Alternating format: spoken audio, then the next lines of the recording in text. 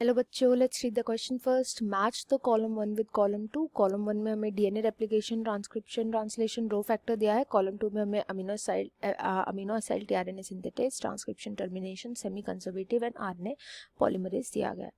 तो यहाँ पर जो की कॉन्सेप्ट यूज़ किए जाएंगे मेन, वो हम करेंगे डीएनए के रेप्लिकेशन का, ट्रांसलेशन एंड ट्रांसक्रिप्शन। ये मेन टॉपिक्स होंगे हमारे। इनको पहले थोड़ा सा हम समझ लेते हैं ये क्या होते हैं। सबसे पहले आता है डीएनए रेप्लिकेशन। जैसे कि नाम से पता चल रहा है कि डीएनए रेप्लिकेट करता है। हमें पता है हमारी हर सेल के अंदर डीएनए है। ऐसा कैसे हो सकता है? क्योंकि वो रेप्लिकेट कर रहा होगा ना। सेल के साथ साथ हमारा डीएनए भी रेप्लिकेट करता है। रेप्लिकेट किस तरीके से करता है उसको हम बोलते हैं सेमी कंजर्वेटिव मेथड।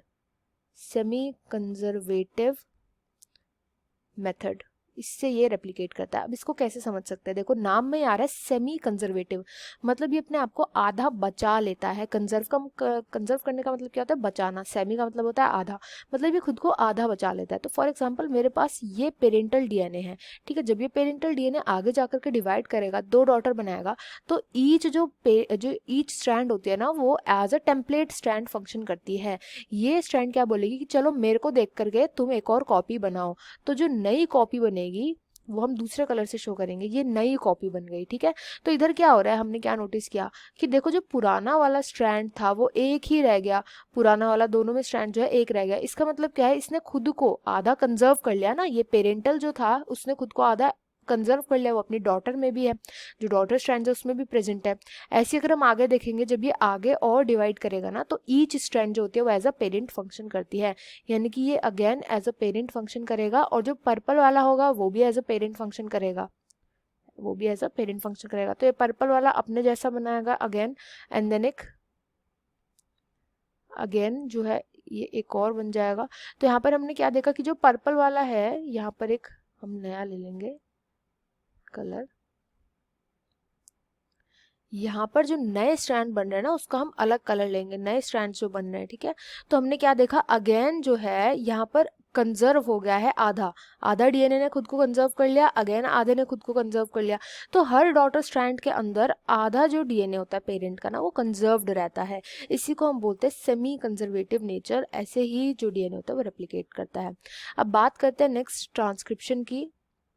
डीएनए ने रेप्लिकेट तो कर लिया, उसके बाद क्या होता है? ट्रांसक्रिप्शन होता है। यानी कि जो डीएनए है वो अपना सारा इंफॉर्मेशन दे देता है मैसेंजर आरएनए को, एमआरएनए को बना देता है। अब जब डीएनए एमआरएनए में कन्वर्ट हो रहा होता है तो इसके लिए एंजाइम चाहिए होता है। और इसमें जो मेन एंजाइम यूज किया जाता है वो किया जाता है RNA polymerase. RNA polymerase enzyme को यूज किया जाता है। ये आरएनए पॉलीमरेज एंजाइम जो होता है ये अकेला फंक्शन नहीं कर सकता, क्योंकि ट्रांसक्रिप्शन के देखो 3 फेजेस होते हैं। पहला फेज होता है इनिशिएशन फेज, जब स्टार्ट हो रहा होता है। देन उसके बाद आता है एक्सटेंशन, जब ये एक्सटेंड करता है। एंड देन आता है टर्मिनेशन, जब टर्मिनेट कर जाता है। इनिशिएशन का मतलब क्या होता है? जब स्टार्ट हो रहा है प्रोसेस ट्रांसक्रिप्शन का, धीरे धीरे करके डीएनए आरएनए में कन्वर्ट हो रहा है। एक्सटेंशन का मतलब क्या होता है? वो और अपनी स्ट्रैंड जो होते हैं उसको बढ़ाया जा रहा है, डीएनए और खुलता जा रहा है, एमआरएनए की जो लेंथ है वो बढ़ती जा रही है। टर्मिनेशन का मतलब क्या हो गया? स्टॉप हो जाता है। अच्छा, अब ये केवल जो एक्सटेंशन का जो प्रोसेस है ना, वो आरएनए पॉलीमरेज अकेले कर सकता है। बट इनिशिएशन के लिए और टर्मिनेशन के लिए इसको हेल्प चाहिए होती है, तो ये दूसरे एंजाइम को बुलाता है। तो स्टार्ट करने के लिए इनिशिएशन के लिए जो एंजाइम आता है उसको हम बोलते हैं सिग्मा फैक्टर। और जो स्टॉप करने के लिए फैक्टर आता है इसको हम बोलते हैं रो फैक्टर। रोकने के लिए रो फैक्टर आता है, आप ऐसे भी याद कर सकते हो। तो रोकने के लिए रो फैक्टर आता है, एंड यहाँ पे ट्रांसक्रिप्शन हो जाता है खत्म। इसके बाद हम नेक्स्ट पढ़ेंगे ट्रांसलेशन। ट्रांसलेशन, अब यहाँ पे एमआरएनए बन गया, तो एमआरएनए से आगे क्या बनेगा? लास्ट में सेंट्रल डोग्मा के अकॉर्डिंग प्रोटीन्स बनते हैं। तो वो प्रोसेस होता है जिसमें एमआरएनए से प्रोटीन बनते हैं। अब एमआरएनए से जब प्रोटीन बन रहा होता है तो एक बहुत इंपॉर्टेंट एक और टाइप ऑफ आरएनए होता है जिसको हम बोलते हैं टीआरएनए। टीआरएनए की जिम्मेदारी होती है अमीनो एसिड्स को उठा करके लाना।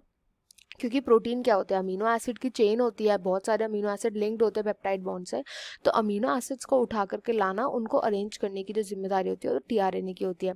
तो इस टीआरएनए को भी ना एक्टिवेट होने के लिए एक एंजाइम चाहिए होता है। एक्टिवेट होने के लिए जिस एंजाइम को ये यूज करता है इसको हम बोलते हैं amino acyl tRNA synthetase. Synthetase ये वही एंजाइम होता है जो हेल्प करता है अमीनो एसिड को टीआरएनए के साथ जुड़ने में, ताकि वो इजीली टीआरएनए अमीनो एसिड को कैरी करके जो राइबोसोम है उसके पास तक ले जाए। ये सारा जो प्रोसेस होता है वो राइबोसोम की मदद से होता है।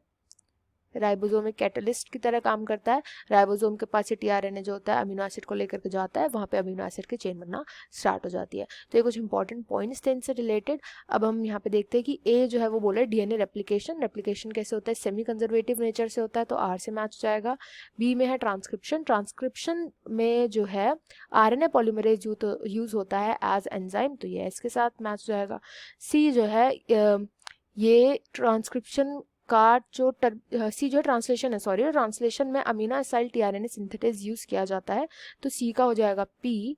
एंड डी जो है दैट इज रो फैक्टर, तो ये मैच हो जाएगा ट्रांसक्रिप्शन का टर्मिनेशन के लिए यूज किया जाता है रो फैक्टर, तो डी मैच कर जाएगा विद क्यू। तो यहाँ पे जो राइट आंसर हो जाएगा इस क्वेश्चन का ऑप्शन 3 हो जाएगा। I hope you understood well. Best of luck and thank you.